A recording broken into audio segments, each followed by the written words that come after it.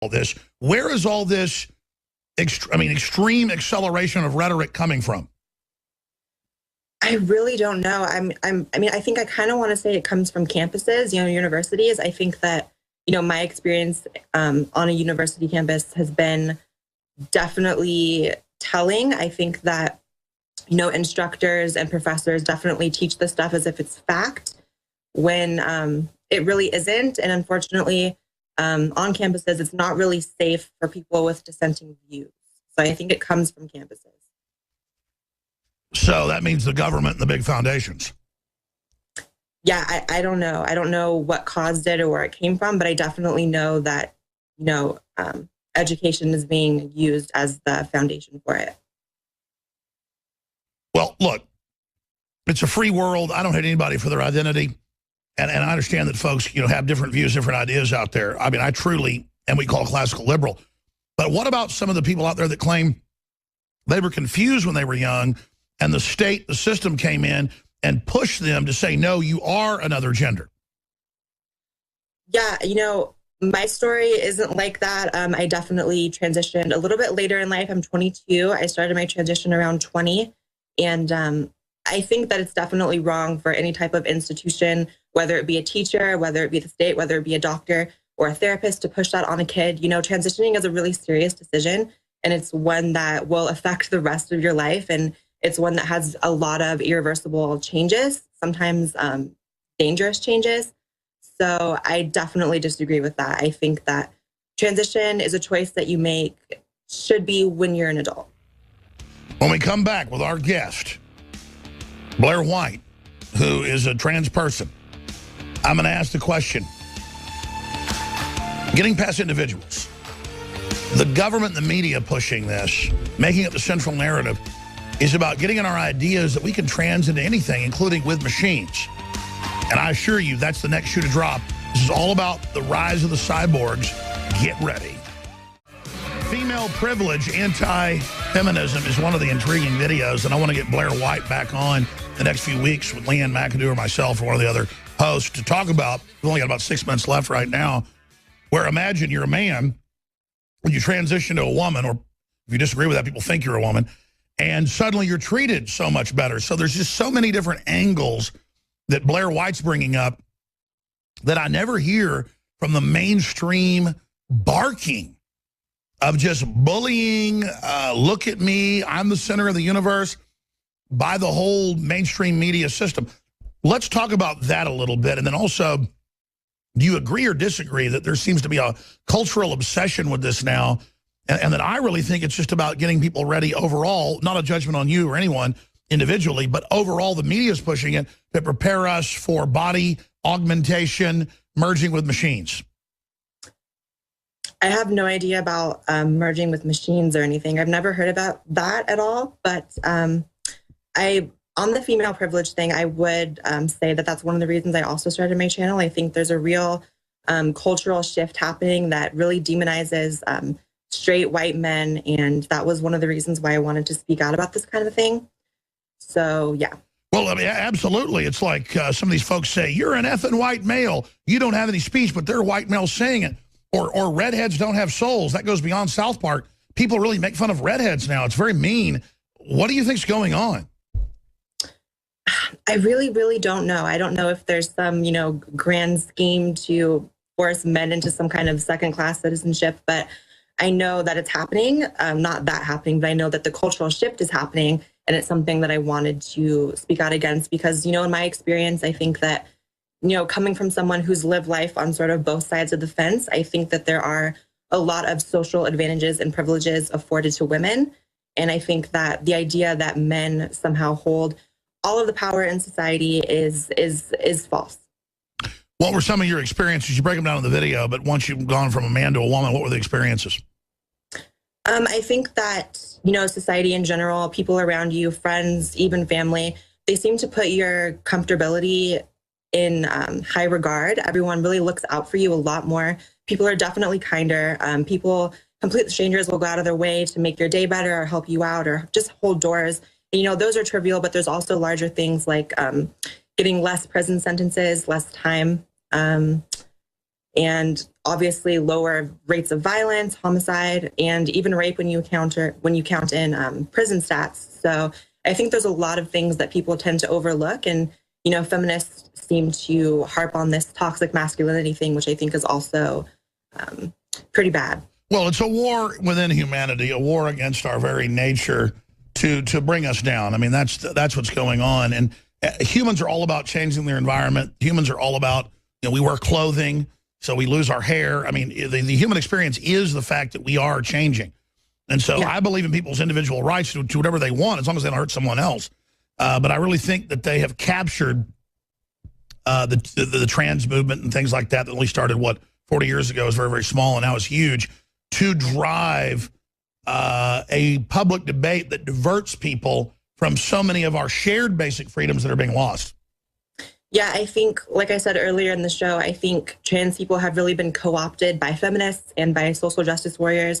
I think that there's a common misconception by people that transgenderism is an invention of third wave feminism, which is no fault of their own. Like I said, they've really gained a monopoly on the conversation. So anything you ever hear about trans people comes from them. And I think that it does a disservice to actual trans people because it sort of sets them up for an adversarial relationship with the world around them. I mean, the video that you showed of Milo Stewart that I was doing the response video to, telling trans people that everyone around them hates them because they're trans is just, first of all, disingenuous. And second of all, like I said, I think it does a disservice to trans people. Sure, it sets it up to make it militarized, militant, and to create balkanization. Yeah, absolutely. And I think that it also drives, people that aren't trans, in other words, the overwhelming majority of people, to think that we all hold these very crazy militant beliefs. And like I said, it's a huge disservice. Well, I'm glad you recognize you're being used as a pawn big time. And, all political groups to some extent have pawns. But I tell you, I don't know what you call the left today. I mean, they're constantly promoting pedophilia. They're attacking the family. They're attacking women that are in classical roles.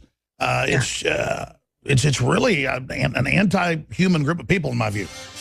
Yeah, and what's really interesting is it seems as if, to me, that transgender women are actually on the next chopping block to be sort of kicked out of the in-group when it comes to these people. There's been more and more people sort of expressing the view that trans women reinforce the gender binary and that we are problematic because of that. Well, that's right. They want to go to gender neutral. You're absolutely right. You're being completely set up. I want to get you back on. Very, very, very sophisticated, very smart. We'll be back. Stay with us. We are back live. We're going to finish out this hour with Peter Schiff of Euro Pacific Capital. Then in the fourth hour, David Knight going to be running the show. It was, 3-4 months ago that the Royal Bank of Scotland came out and said, sell everything paper. Run for the hills. And now we see Saudi Arabia say they're going to pay folks with IOUs and borrowing $10 million a week. I mean, there's a lot of crazy stuff going on. And I know we're kind of the last to know here, but they're admitting the world's going into a depression. We're going to talk to Peter Schiff, who's accurately predicted it all, and that gold would go up.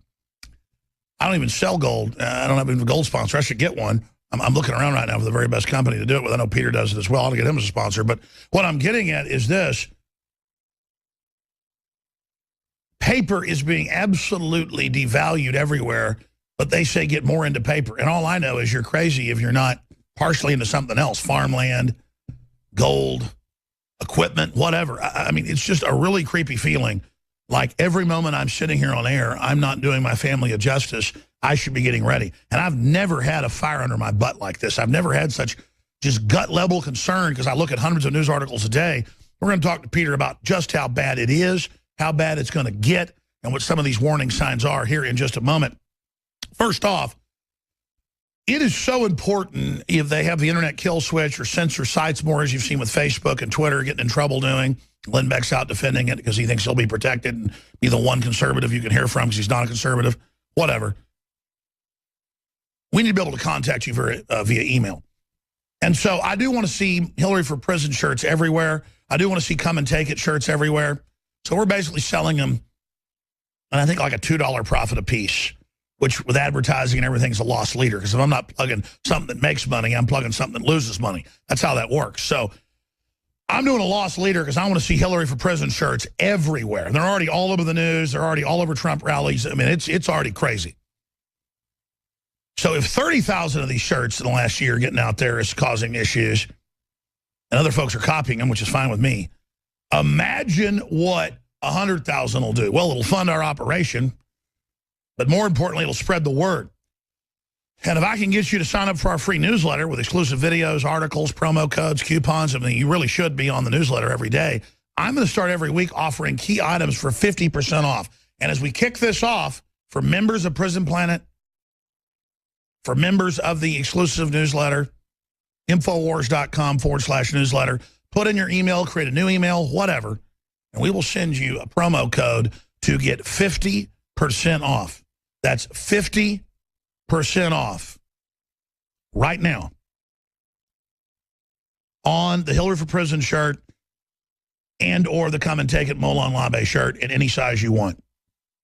Printed right here in America. And by the way, a lot of folks are signing up. We just put in an order to print a bunch more, but it only takes a week for it to turn around, so it looks like we already sold out of what we have. But I'm not calling it sold out because it takes a week to get more, so it'll be a couple weeks till you get them probably. But InfoWarsStore.com, you can buy them at regular price. If you want to support the broadcast, that's fine, but go to Infowars.com/newsletter, put in your email and get 50% off these T-shirts. $9.95 at checkout with the promo code with a 4.9-star review. You can't beat that. Also, 20% off the Good Halogen. Survival Shield Nation Iodine X2 is running at least through the weekend. And that's the good halogen that blocks the bad halogens that your thyroid has to have to operate. You die without iodine. Most iodine is toxic or bound and is unabsorbable or less absorbable. Ours is the purest out there. We're very proud of it. 20% off. We rarely discount it, but I want to get everybody who hasn't tried it to get involved today and support the broadcast. 4.8-star reviews at InfoWarsLife.com.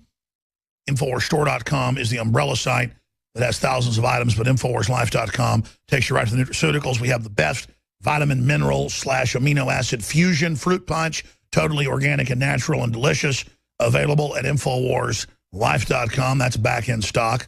That's essential to get massive absorption. Most multivitamins, you barely absorb them because the gut, look at the studies, can't absorb a lot of things like methylcobalamin, vitamin B12. Well, this way you do absorb more right through the mouth and the throat and other areas, and the saliva is able to break it down for better absorption. You need your multivitamin in a liquid form. This is the game-changing best. 2 years of research from the top labs in the country produced vitamin mineral fusion. InfoWarsLife.com.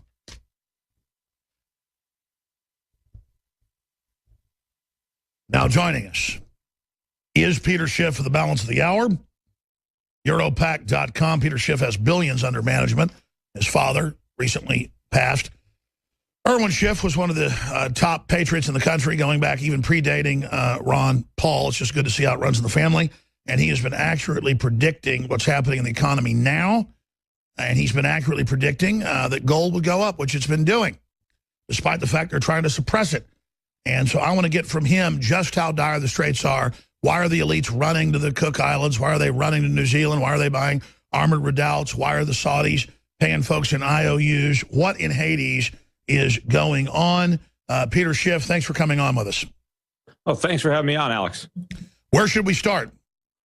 Well, you started talking about the price of gold. You know, it actually had a little bit of a decline this week because, you know, the Federal Reserve minutes were released on Wednesday. This is for the meeting they had about 6 weeks ago. Sure, I meant in the aggregate, though. It's big up on the year, right? So. Oh, yeah. I mean, it's up. I mean, it started the year, you know, below 1,100. It got down to 1,050. When the Fed just raised rates in December. But it's had a pretty big run. But the gold stocks have gone up a lot more. In fact, there are silver stocks that have gone up 3, 4, some 500% since their January lows. So that's been the biggest move. But the pullback started with the Fed coming out and talking about the fact that if the job market continues to improve and if the economy continues to get better, that they might raise rates in June. And, of course, everybody interpreted that to mean, oh, the Fed's going to raise rates in June, when they didn't actually say that, but they talked about it. And that's that tease you predicted 5 or 6 times that they indeed did. Then you correctly, I remember, predicted a month before they would go up a little bit, and then now you're predicting they're going to keep it the same. I mean, you've been pretty much dead on. Yeah, I don't think they're going to raise rates in June. I mean, it is possible. Again, they could make that mistake because they did make the mistake from their perspective of notching them up in December. And you did predict. I hate to interrupt you, but it's good to be interrupted. You did predict that the Q Unlimited would not work, and it has not worked. No, and they're going to do it again because they